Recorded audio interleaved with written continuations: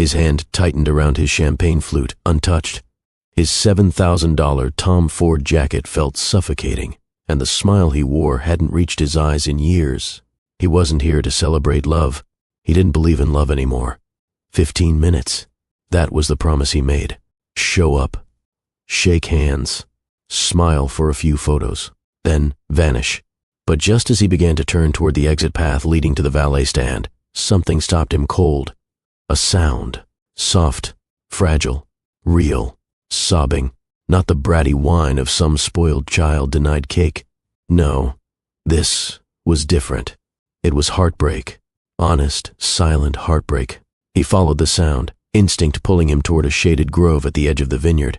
Beneath a ribbon-wrapped trellis, he saw them. 2 children. A girl curled into herself, her tiny hands over her face. A boy beside her, shoulders hunched, clutching a crumpled rose. They couldn't have been more than 5. But something about them held him. No one was watching them. No one even noticed they were gone. And for reasons he couldn't explain, he walked toward them. He crouched. "Hey," he said softly. "Are you okay?" The boy looked up first, then the girl. And that's when Colton stopped breathing. Their eyes, steel gray, fringed in dark lashes, wide, intelligent, familiar. His eyes, identical. He'd only ever seen eyes like those in 2 places, his own mirror, and in the face of the only woman who ever broke him. The boy wiped his nose. "I dropped the cupcake, and my sister got scared when the people shouted inside." The girl's lip quivered. Everyone was loud. "We got lost." Colton's voice cracked. "What are your names?" "I'm Rio." "I'm Ria." He swallowed. "I'm Colton." Rio tilted his head. "Like a cowboy?" He actually laughed, quiet, unsure. "Something like that." And then the girl leaned into his hand as he wiped a tear from her cheek. Like she knew him. Like something in her small heart recognized something in his. His pulse thundered. No, it couldn't be. But then, a voice. It split the air like lightning. "Rio. Ria, where are you?" Colton's spine locked. That voice. He turned, and the world tilted.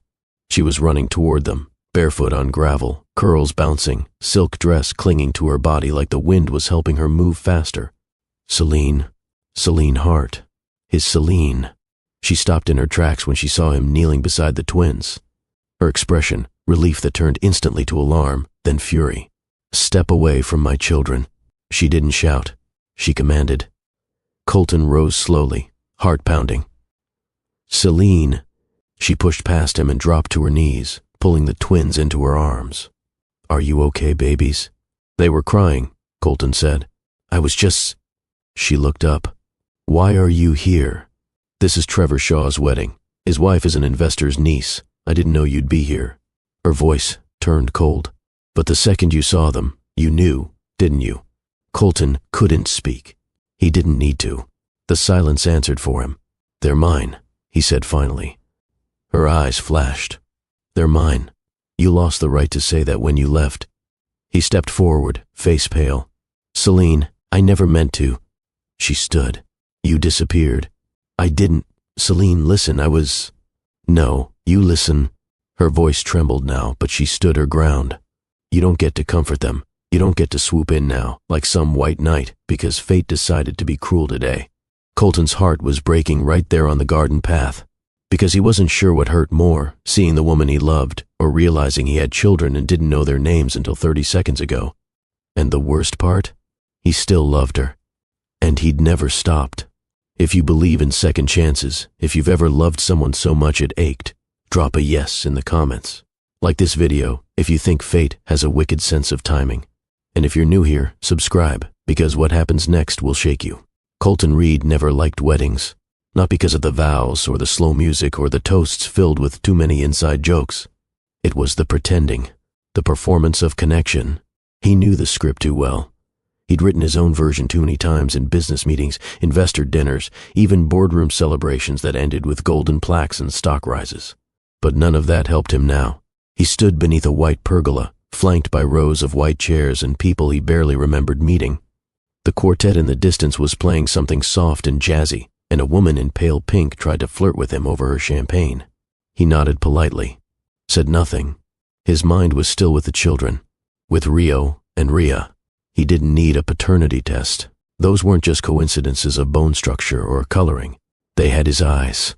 Sharp, expressive, shadowed with something thoughtful. They had her eyes too, and her name had felt like gunfire in his chest when she appeared. Celine. She looked even more breathtaking than the last time he saw her. 6 years ago, wearing a faded t-shirt and holding a tiny sonogram photo in her palm before he left for that flight to Dubai. She never replied after that. And now, she had his children. Their children. He left the pergola and moved toward a quieter part of the vineyard. No one noticed. He had a talent for disappearing when he wanted to. That was part of the problem. Back near the trellis, the twins were gone now, likely with Celine. He rubbed a hand over his jaw. This wasn't how he'd planned his evening. He thought he could control the narrative, but fate had pulled the rug out from under him. He heard soft footsteps behind him. A young server with a tray of strawberries and napkins stood nervously. "Mr. Reed? Miss Shaw says your car is ready." Colton shook his head slowly. "Tell her I'll be staying longer than expected." The server nodded and walked away, clearly confused. Colton didn't care. He wasn't leaving. Not until he understood everything. He retraced his steps back to the patio and found a bench tucked between a wall of vines. From there, he had a clear view of the garden. Minutes passed, and then he saw her, Celine. She was guiding Rio and Rhea toward a table, where an older woman handed them paper cups of juice and bent down to smile. Celine stayed close, her eyes scanning the area, hyper-aware, protective. She looked like a mother who had done it all alone, and done it well. Colton's chest twisted. He didn't know how to approach, or if he even should. But then Rio turned and spotted him. The boy blinked, then gave a small, shy wave. Colton hesitated, then lifted his hand in return. Celine saw the exchange. Her jaw tightened. She turned to whisper something to the kids. Then she walked over alone. He stood. "I'm not here to fight," he said quietly. "I didn't come here to see you," she replied. "But here we are. I wasn't lying earlier. I really didn't know you'd be here." Celine folded her arms. "Well, surprise." Colton studied her. "How old are they?" "5. His throat constricted. "Twins," he whispered. She nodded. "Fraternal, different personalities, but they balance each other. They're smart, sweet. They're everything." He paused. "They're also mine." Her eyes narrowed. "You gave up the right to say that. I never stopped wanting them. I never stopped wanting you." Her voice dipped. "Then where were you when I cried through labor alone? When I sat in that NICU for 8 days praying they'd be okay? When they asked why they didn't have a dad like other kids?" His silence was a confession. "I wasn't ready," he finally said. "I know," she replied. "And that's why I stopped waiting." A group of guests walked by, laughing and clinking glasses. The celebration continued without them. Celine took a breath. "You were brilliant, ruthless, focused. But the minute I told you I was pregnant, your attention shifted. I was scared, Celine. You didn't even show up to the next appointment. I tried to reach you after the Dubai trip. You were gone for months, Colton. Not days, months." His jaw clenched. "I was building something. I thought, if I just stabilized everything, I could come back with something to offer." She looked away. "All I needed was you." For a long moment, neither spoke. Then she said, "You said they were yours. Say it again." "They're mine." "And what does that mean to you now? An emotional impulse? A sense of guilt? Or do you want to claim them?" "I want to know them," he said softly. "To be there." She studied his eyes for a long time. "They love juice boxes and shadow puppets," she said. "Rio wants to be an astronaut. Rhea says she's going to be a poet." Colton smiled faintly. "She has your fire." Celine's voice wavered. "She has your laugh." That landed like a blow. He took a tentative step closer.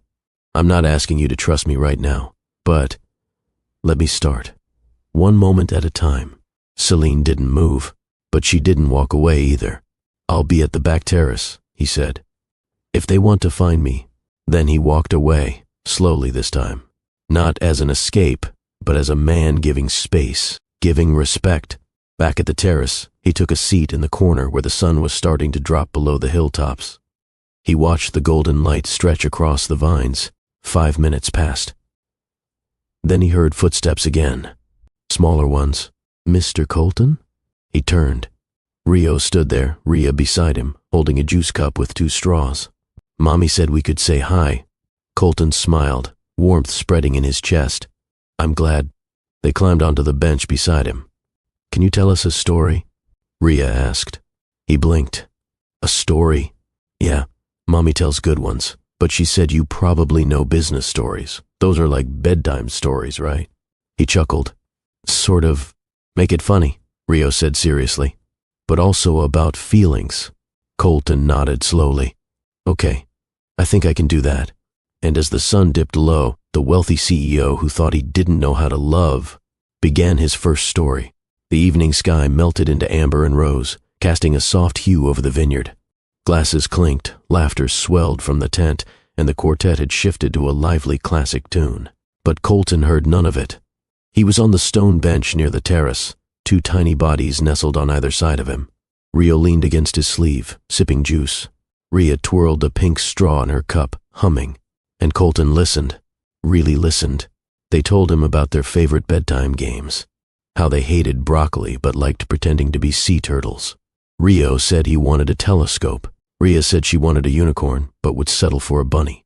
Their words weren't extraordinary, but to him, they felt like gold. "Do you know Mommy?" Rhea asked suddenly, her voice rising like a curious bell. Colton's breath caught. "Yes, I do." "Did you know her a long time ago?" Rio asked, tilting his head like a detective. He nodded. "I did. She was very special to me." The children exchanged a look only siblings understood. Then, before Colton could add more, the air shifted. A familiar breeze. A sudden hush behind them. Then the voice. Firm, calm, piercing. "Kids." Colton turned slowly. Celine stood a few feet away. Her blush-colored wrap dress fluttered slightly with the wind. One hand rested on her hip, the other clutching her phone tightly.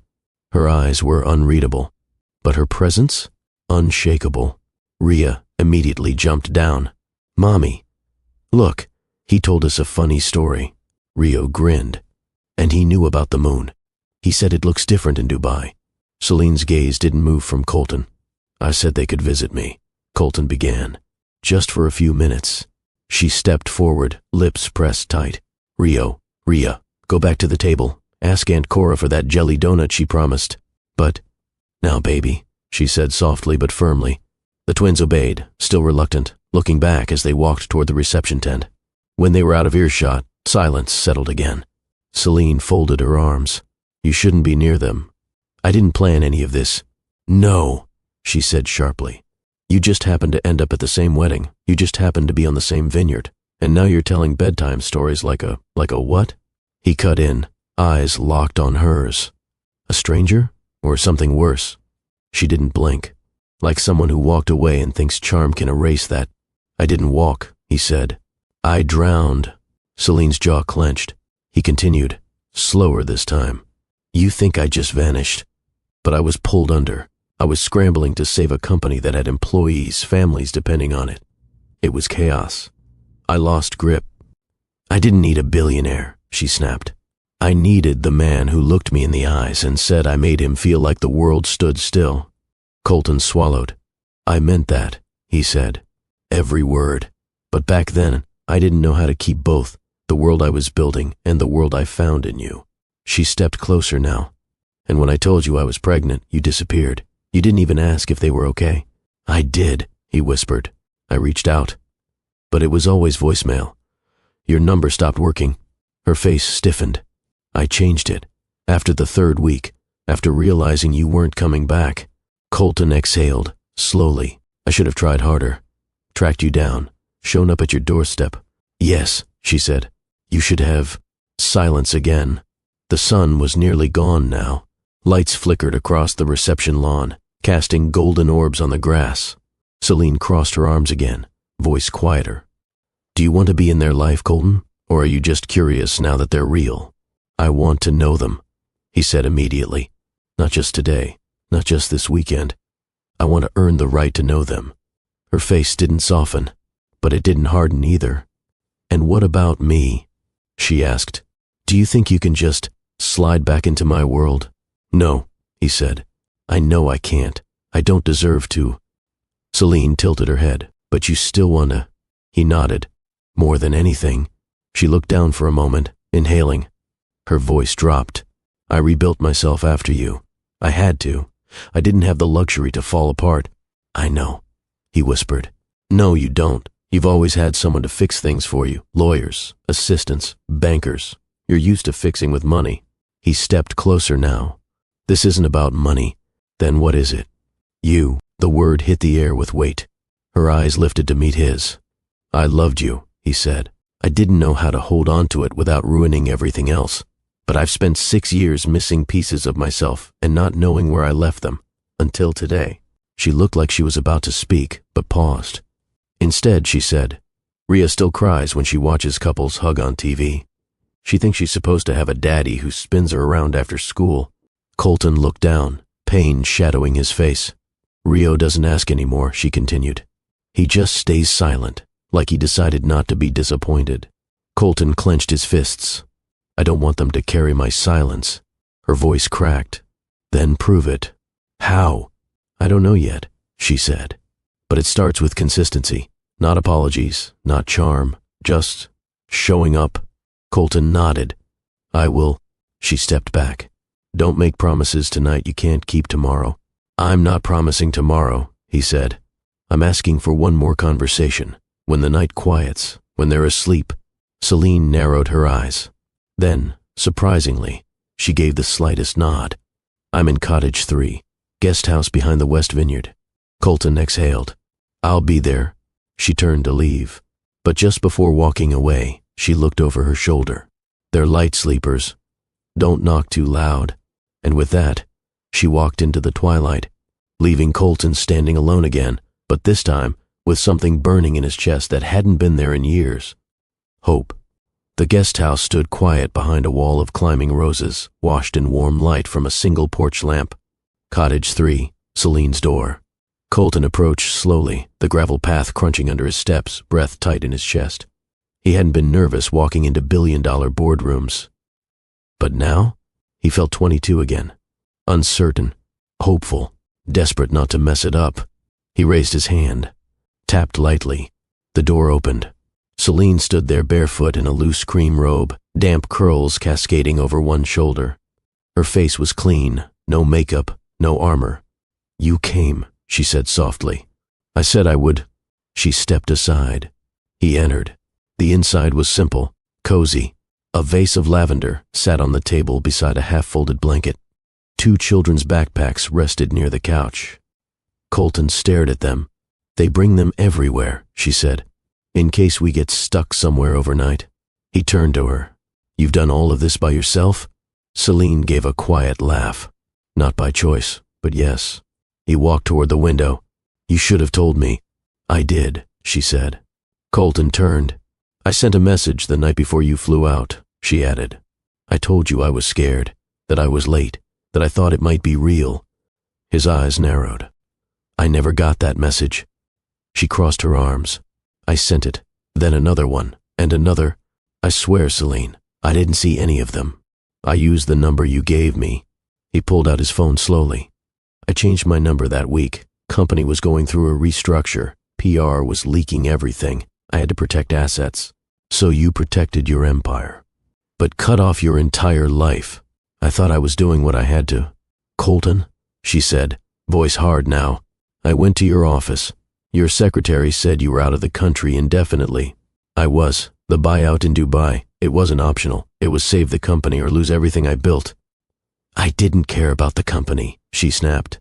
I cared about the man who promised he'd take me to Italy. The man who laughed in his sleep and told me I made him feel like he could breathe. He blinked. I was going to come back. I just thought if I secured my future first, I could make room for you. You didn't just lose me, she said, softer now.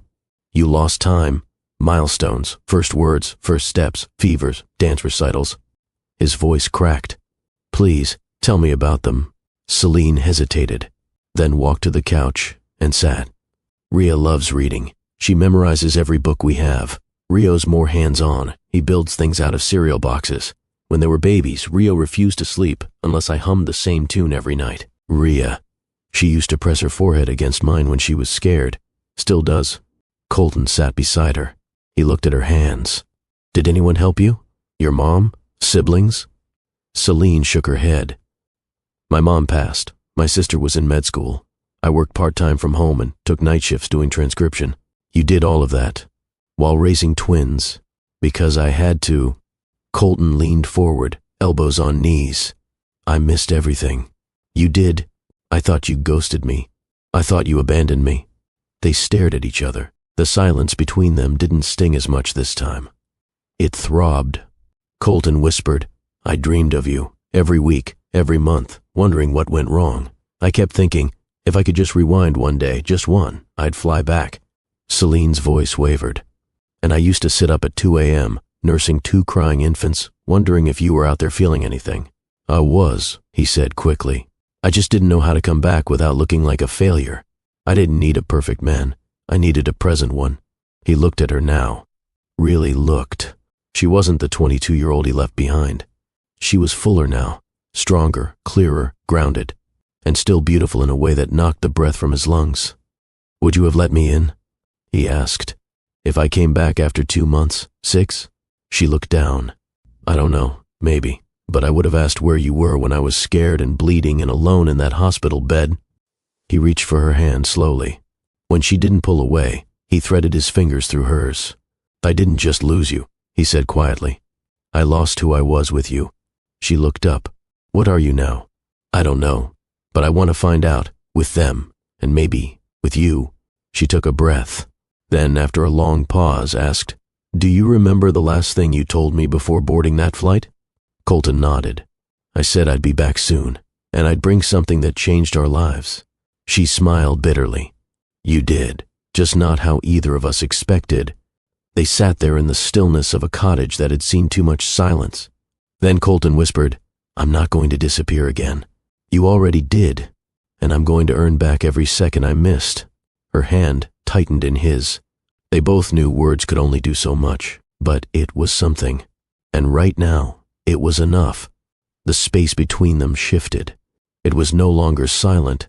It vibrated. Celine's fingers were still in Colton's, but her grip had changed.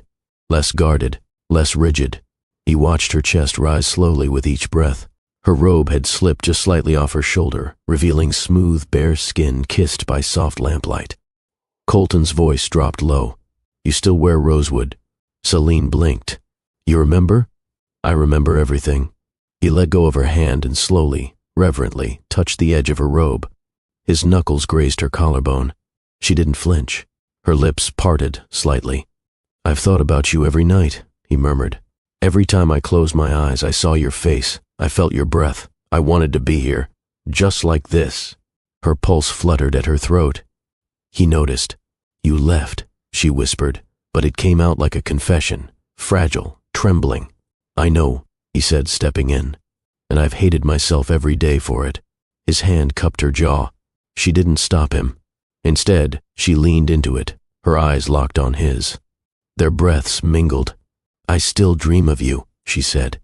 Of your hands, your mouth, what it felt like to be wanted like that. He groaned softly. Do you want me now? Her answer was a whisper against his mouth.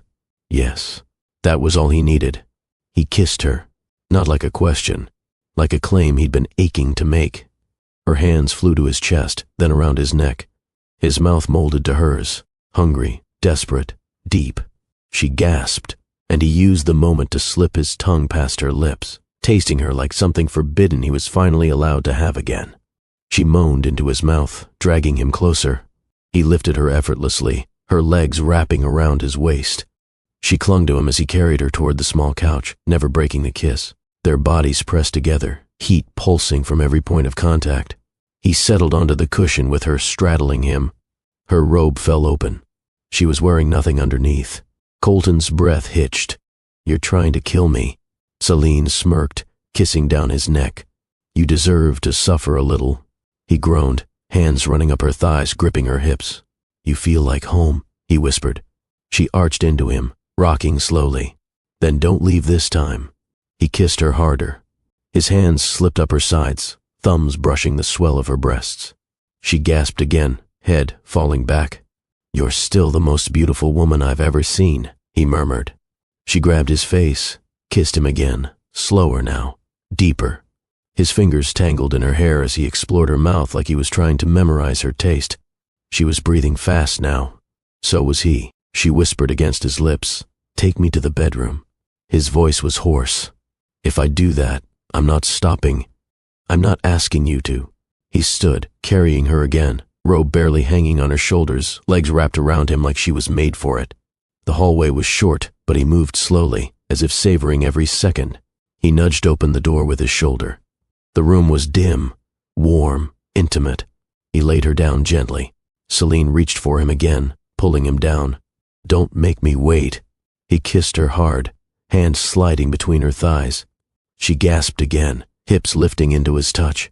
He whispered, "I've missed every sound you make."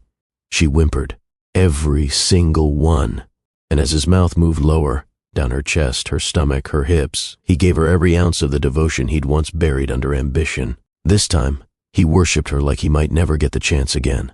Because for the first time in 6 years, he wasn't rushing. He was home. The door clicked shut behind them. Celine stood in the center of the bedroom, barely lit by the amber glow of a single wall lamp. Her robe had slipped off her shoulders, held now by nothing but a lazy knot at her waist. Colton's chest rose and fell like a man fighting gravity, torn between restraint and the raw need building inside him. She looked over her shoulder. "You're just going to stare?" He stepped forward. "If I touch you now, I might not stop." "Good." He didn't speak again. He closed the distance in 2 strides, his hands gripping her waist, mouth finding the curve of her shoulder. She exhaled shakily, reaching behind her to thread her fingers into his hair. Colton turned her slowly, eyes scanning every inch of her.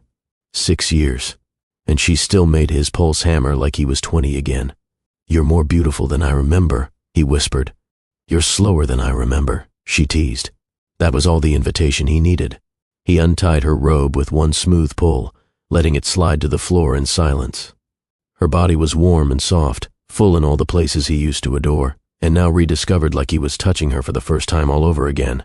He kissed her collarbone, then lower. Her skin responded instantly, goosebumps rising as he moved down. Celine's breath caught. "Don't tease me, Colton." "I'm not teasing," he said softly. "I'm worshipping." He knelt, hands sliding up the backs of her thighs. Her legs parted instinctively. He looked up at her, voice low. "Lean back on the bed." She obeyed, reclining slowly as he moved with her. He kissed his way up the inside of her thighs, slow and deliberate. When he reached the place she ached for him most, she gasped, back arching, hands gripping the blanket. He took his time, tongue and fingers working in unison, coaxing cries from her she didn't bother to hide. She trembled beneath him, calling his name in broken syllables. When she came, she clenched the sheets, hips lifting, his name a sharp cry in the dark. But he wasn't finished. He moved up, kissed her deeply, letting her taste herself on his lips. Then he stripped slowly, undoing buttons like peeling away armor. Celine sat up and helped him, hands tracing the lines of his chest, the trail of muscle down his abdomen. When he was bare, she stared at him. "You look better," she whispered. He smirked. "Than before, than my memory." And that's saying something. He kissed her again, deep and hungry, their bodies tangled, pressing skin to skin. When he entered her, they both groaned, eyes locked, foreheads touching, like nothing else existed beyond the pulse of the moment. They moved slow at first, rocking in rhythm, breath for breath, then faster, harder, until their sounds filled the room, the slap of skin, the soft cries, the whispered names. Celine clung to him, nails digging into his back. Colton gritted his teeth, holding on to the edge of control just long enough to feel her tighten again, this time pulling him over with her. He collapsed beside her, both of them drenched in sweat and silence. But it wasn't awkward. It was calm, honest, whole. She traced his jaw, still breathing hard. "You learned a few new things." He chuckled. "I've been dreaming of practicing on you." She turned to face him. "And what do you want now?"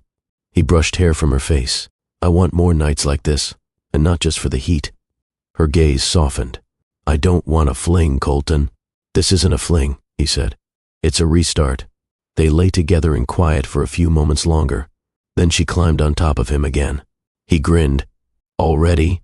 I never got to finish what I started. And she took control, riding him slow, steady, eyes locked as his hands found her hips and guided her deeper.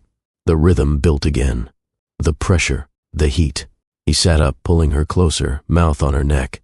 I miss the way you move, he groaned. She tightened around him. I missed being wanted like this. Wanted, he whispered. Celine, I craved you. That sent her over the edge again, head thrown back, body shuddering. And this time, when she collapsed onto his chest, she didn't pull away. She stayed, breath rising in sync, fingers tracing circles on his skin. Minutes passed.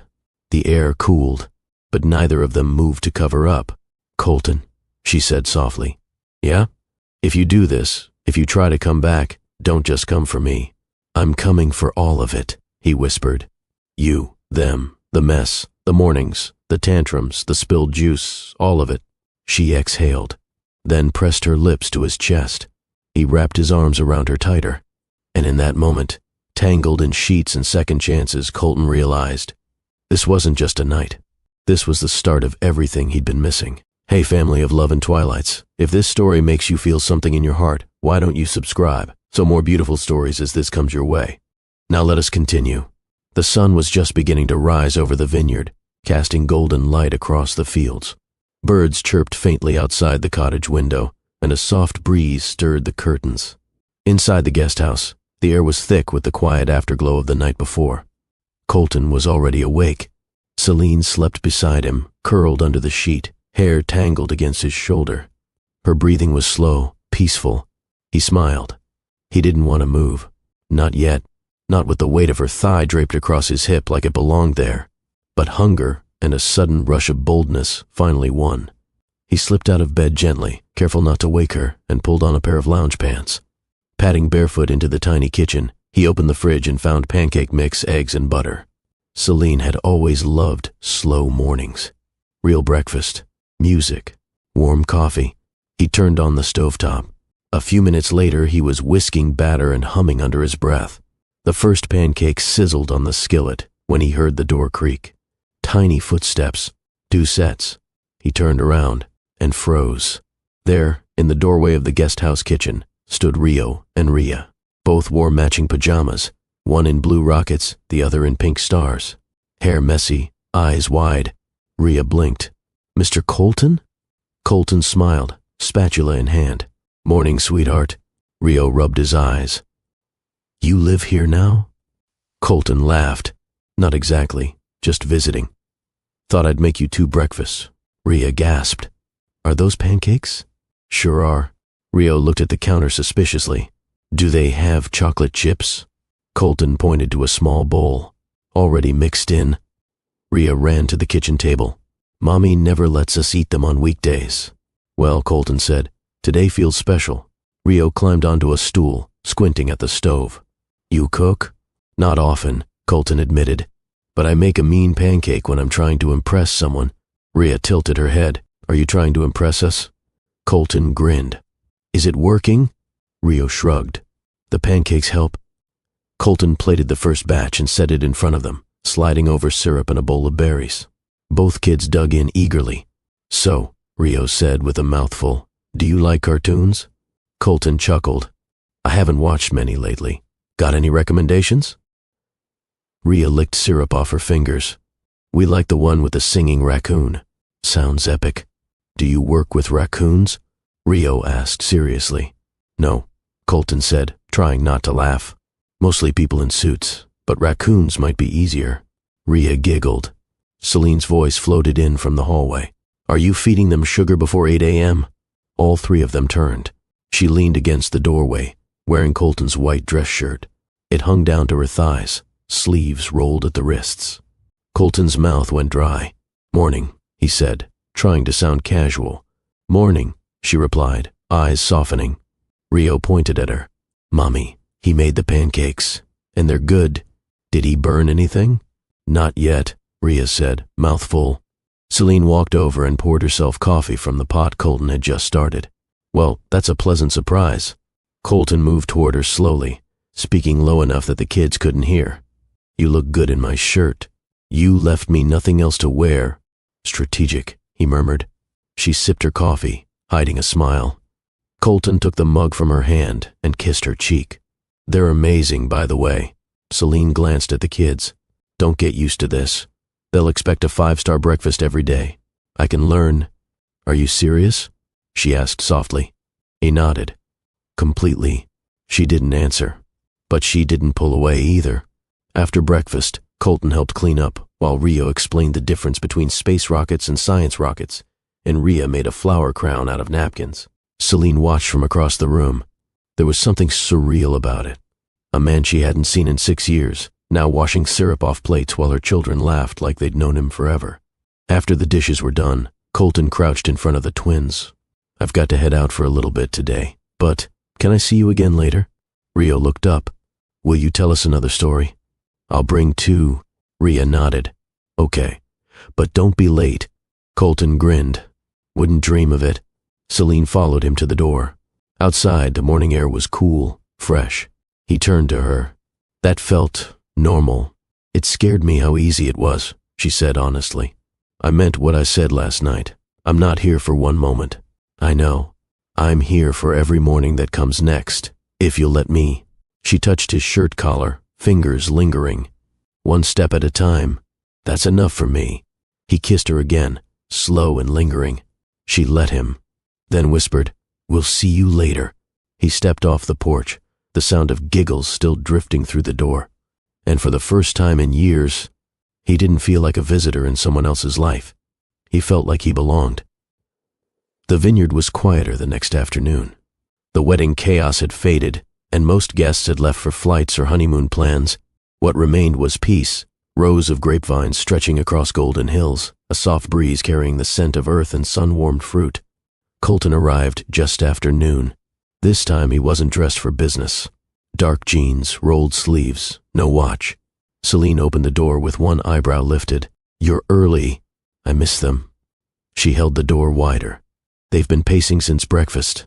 Inside, Rio and Rhea were sprawled on the living room rug with coloring books, but the moment they saw him, they dropped everything. Mr. Colton. Colton crouched down just in time for Rhea to throw her arms around his neck. You promised stories, she said. And rockets, Rio added. He smiled. I brought both. They spent the next hour under the old fig tree at the back of the vineyard. Colton told a story about a talking briefcase who wanted to become a painter. The twins laughed so hard they fell over. Celine sat nearby on a picnic blanket, watching. She hadn't seen them this relaxed in weeks. Do you always make up your stories? Rio asked. Mid-grape snack. Only the good ones, Colton replied. Mommy tells real stories, Rhea said, about when we were babies. Those are my favorite too, he said, glancing at Celine. She didn't look away. Later, they walked the vineyard trails, small hands swinging between larger ones. Colton knelt often, pointing out insects, sniffing wild herbs, answering 1,000 questions. Celine kept her distance at first, trailing behind, quiet. But by the time they reached the lavender fields, she was beside them. Colton handed her a small bloom. For you. She took it without a word. That evening, they returned to the guest house with dusty shoes and berry-stained shirts. Colton helped rinse the twins' feet in a basin near the porch, while Celine warmed soup inside. Do you like being here? Rio asked, sitting on the porch swing. I do, Colton said. I like being with you. Rhea leaned over. Does that mean you're our daddy now? He paused. Celine had stepped out onto the porch just in time to hear the question. She froze. Colton turned toward the twins. That's something we'll talk about together, okay? Me, you, and your mommy. Rhea seemed satisfied with that. Rio tilted his head. If you stay, do we get bedtime stories every night? Colton looked up at Celine, then back at the boy. I'd like that. Celine watched him tuck them in later, one after the other. Rhea needed her doll beside her. Rio needed the window cracked open just an inch. They whispered goodnight and fell asleep faster than usual. Colton stepped into the hallway, closing the door quietly. Celine stood leaning against the kitchen counter. You handled that question well, she said. I didn't want to make promises without you. She looked tired but softer now. They like you. More than I expected. I like them, he said. More than I was ready for. Celine smiled faintly. You still talk like a man in a boardroom. Working on it. He stepped closer. Can I stay for dinner? She nodded. If you help me cut onions. He did more than that. He sliced vegetables, set the table, poured wine, and made the twins laugh with over-the-top impressions of cartoon voices. And when he walked them to their beds again that night, when Celine kissed each child's forehead and turned out the lights, something shifted. He didn't leave right away. She didn't ask him to. Instead, they ended the night on the porch swing, wrapped in the same blanket, watching the stars. You were good today, she said. I was honest today. She looked at him. That's better. He kissed her temple. And she didn't pull away. Not this time. Family, if you are still here, and you feel a heat burning inside of you as you listen to this story, don't forget to subscribe because we are about to enter the heated part of this story. The cottage was hushed again. The twins were asleep. The last flickers of candlelight danced on the kitchen counter, and the wine bottle sat half empty beside two mismatched glasses. Celine rinsed her hands at the sink. Colton stood a few steps behind her, just watching. The quiet didn't feel empty. It pulsed, alive and building. You're staring, she said, glancing at him over her shoulder. I haven't been able to stop, he admitted. She dried her fingers on a towel. I'm not the same woman you left behind. He stepped closer. Good. That woman never looked at me like this. She raised a brow. Like what? Like you're wondering if it's safe to want me again. Celine turned fully, facing him. The room shrank. The air thickened. I'm not afraid of wanting you, she said softly. I'm afraid of needing you. He reached out, brushing her cheek with his knuckles. Then want me first. We'll figure the rest out. She didn't answer, but she didn't move away. He leaned in. The kiss this time wasn't desperate like before. It was controlled, certain, slow. Her hand slid up his chest, resting over his heart. His found her waist, pulling her flush against him. The heat was there instantly, but so was the tenderness. He kissed her like she mattered. She responded like she missed being seen. He lifted her onto the counter in one smooth motion, parting her legs with his hips. Her breath caught. You remember everything? He kissed her jaw. I've had 6 years to replay every second. Her hands moved under his shirt. Take it off. He obeyed, tossing it aside. She ran her fingers down his chest. You've changed. So have you. He kissed her again, deeper now. Her legs wrapped around him instinctively. You still taste the same, he whispered. So do you, she murmured, tugging at the drawstring of his pants. Wait, he said, breathless. Let me see you. She bit her lip, then pulled her shirt over her head. No pretense, no posing, just her, bare, strong, beautiful. He stared, not at her body, at her, and she saw it, that reverence in his gaze. It broke something in her, something tired and guarded. He didn't just want to touch her, he wanted to be with her. She reached for him again. He kissed down her neck, her collarbone, each breast, teasing until she gasped and arched against him. He carried her to the bedroom, one arm under her thighs, the other across her back. When he laid her down, it wasn't urgent. It was deliberate.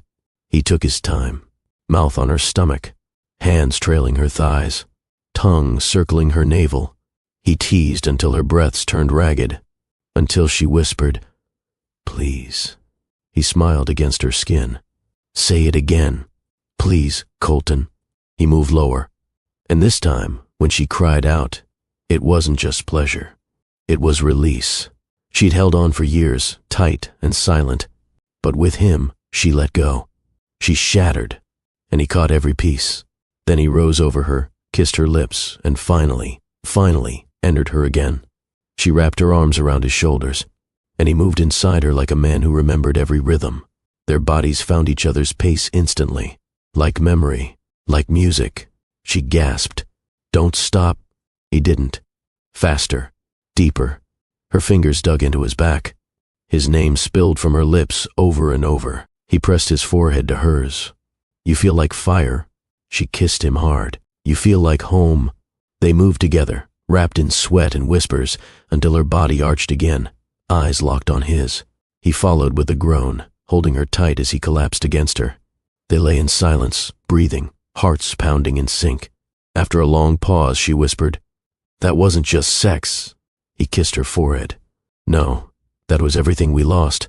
And everything we still have?" He nodded. "If you want it." She looked at him for a long time. "I'm scared," she admitted. "So am I, but I want more." He smiled. "Then we're finally in the same place." She ran her fingers along his chest. "You're going to have to prove this isn't temporary." "I will," he said without hesitation. "Every day." They drifted off like that, tangled in each other, the air still humming from everything shared between them. And this time, when morning came, neither of them woke up alone.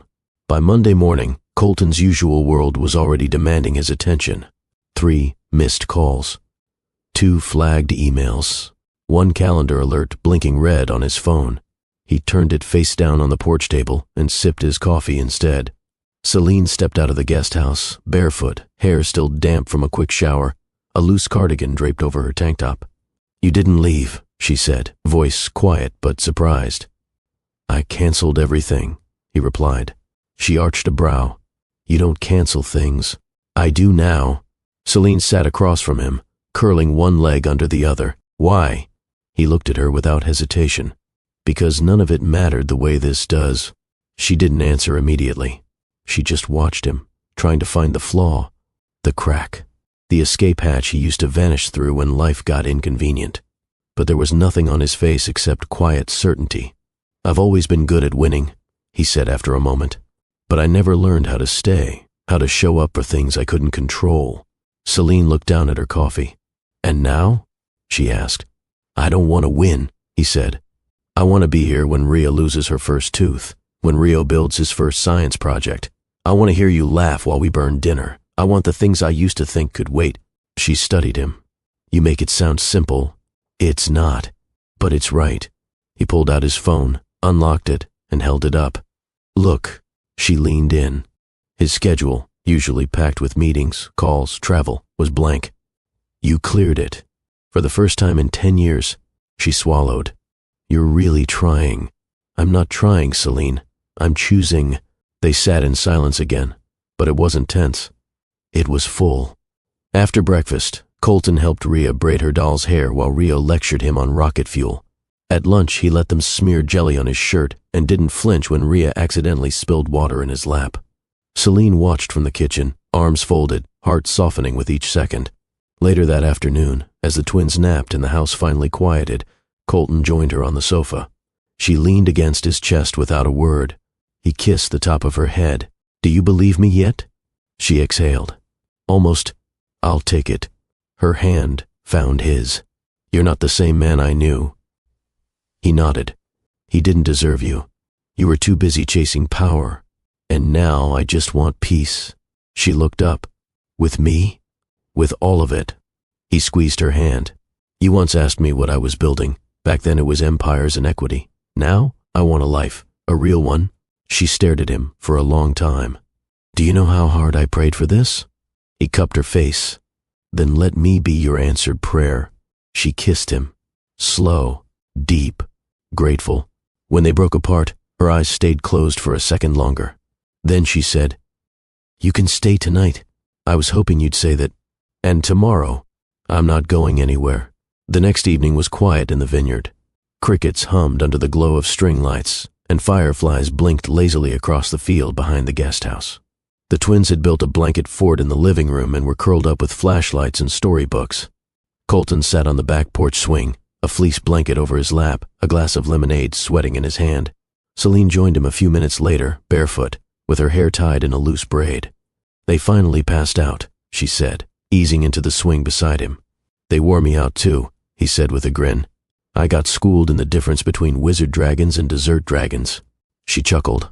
"Rhea invented the dessert ones. They breathe frosting instead of fire. I like that better." A moment passed in easy silence.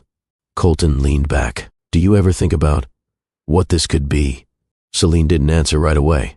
Her eyes stayed on the horizon, where the last light dipped behind the hilltops. "I try not to think too far ahead," she said eventually.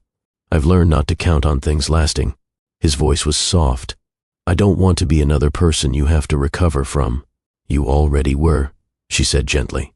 But that was then. He turned to her. And now? I'm still watching, she admitted. Still, measuring. Colton nodded. I understand. He reached into his back pocket and pulled out a small velvet box. Celine stiffened. He saw it. No, he said quickly. It's not a ring. He opened it. Inside was a delicate gold chain with 2 tiny charms, an R and another R. Rio and Rhea, he said. I had it made last night. Celine's eyes softened. He held it out.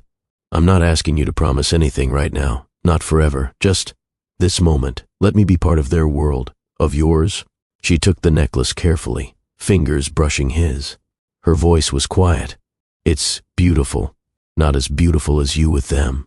He tucked a strand of hair behind her ear. But someday, Celine, I am going to ask you something bigger. She looked at him then, really looked. Not with fear, not with resistance, but with something almost like hope. Not yet, she said softly. I know. Ask me again in a few months. I will. He kissed her knuckles. And she didn't pull her hand away. Hey family, as we're about to enter the part where peace has been restored, subscribe if you choose peace in your home instead of chaos. Now let's continue. The fire pit crackled softly in the center of the backyard. A cozy quilt covered the grass, and the 4 of them sat beneath it, Colton, Celine, and the twins, watching sparks dance into the night sky. The scent of roasted marshmallows still lingered, sweet and smoky. Rio was nestled under Colton's arm, head on his chest. Rio leaned against Celine, blinking slowly as sleep tried to steal him. None of them said much. They didn't have to. The silence felt earned now. It wasn't awkward or heavy. It was full of trust. Celine glanced at Colton over the children's heads. He met her eyes and gave the faintest nod. She smiled. Not wide. Just enough. Enough to say we're okay now. Rio yawned and rubbed his eyes. Can we sleep out here? Celine chuckled. Not tonight, baby. You'll wake up covered in bug bites. Colton stood and scooped him up. How about I carry you instead? Rio grinned sleepily. Okay. But only if you tell me one more story. Colton winked. Deal. Rhea stood and held out her arms. Me too. Celine watched as he carried both children toward the guest house, one on each hip. Their small arms wrapped around his shoulders. Their tiny bodies trusted him without hesitation. It took her breath for a moment. She followed slowly. Inside, Colton settled the twins into their beds, kissed each forehead, and pulled the blankets to their chins. Good night, astronaut, he whispered to Rio. Good night, poet, he said to Rhea. They both smiled in their sleep. Celine leaned against the doorframe, watching. You're good with them, she said quietly as he stepped back. I'm learning. You're trying, she corrected. That matters more. They returned to the living room, now dimly lit by a single lamp.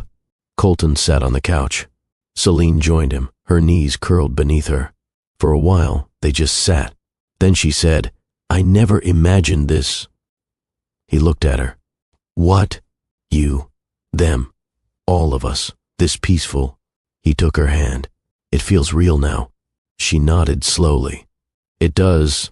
Colton leaned in, resting his forehead against hers. I'm not going to ruin it. She kissed him.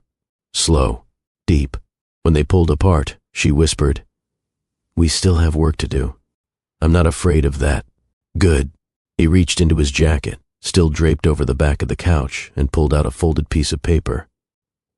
What's that? She asked. My new calendar. He handed it to her. It was handwritten. No meetings. No flights. Just notes. Monday, help Rio with poem. Tuesday, rocket build with Rio. Wednesday, dinner with Celine, her pick. Thursday, walk in the vineyard. Friday, pancake breakfast. Saturday, sleep in together.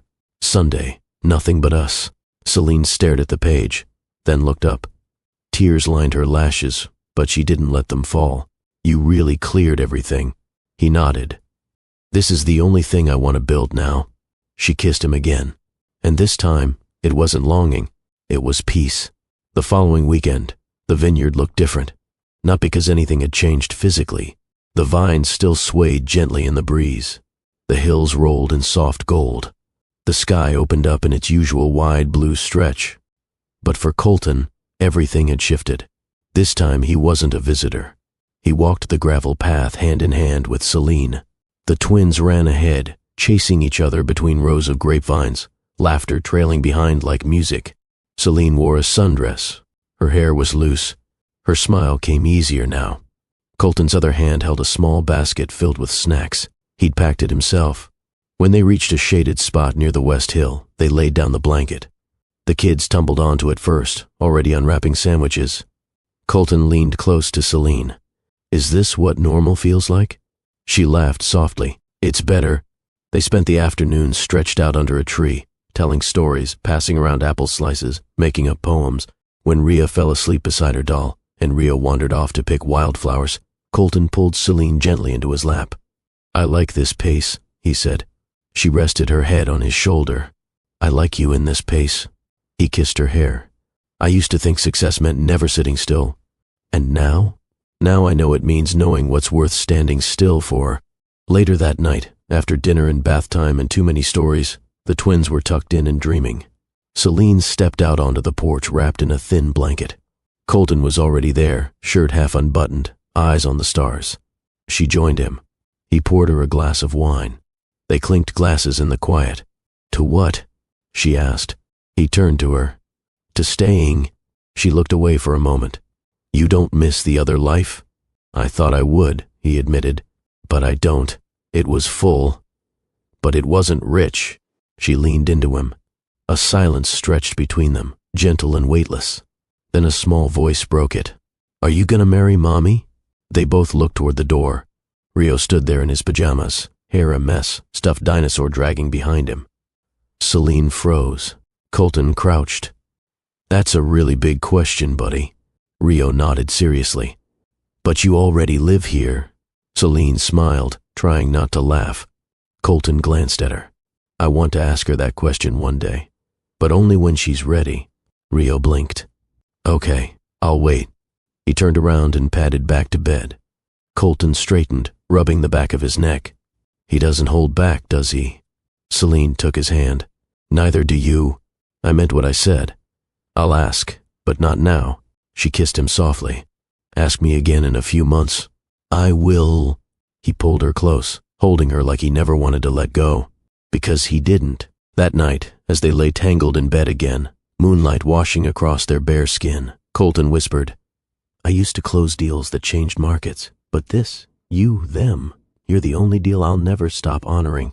She touched his chest. "This wasn't a deal, Colton." He smiled. "Then what was it?" "A return." She kissed him. And when sleep took them, it wasn't the restless kind filled with wandering thoughts. It was the quiet, steady sleep of people who were finally home. Colton Reed didn't just get a second chance at love. He got a life he never knew he was missing. Not built on power, but on presence, and not led by profit, but by purpose. And this time, he stayed. If you've ever believed that love isn't just about grand gestures, but about showing up, staying in the hard moments, and choosing someone every single day, then this story was for you. Not every reunion is wrapped in perfection. Sometimes, love circles back through chaos, through heartbreak, through years of silence, and still finds its voice. So tell me, do you believe in second chances? Do you believe that people can grow, come back, and finally become the partner they were always meant to be?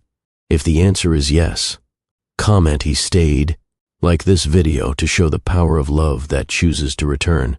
Share it with someone who still believes in the slow kind of love. And if you're new here, subscribe to Love and Twilights for more stories that don't just entertain, they heal. Because love isn't just about finding the right person. It's about being ready when they finally become the right version of themselves.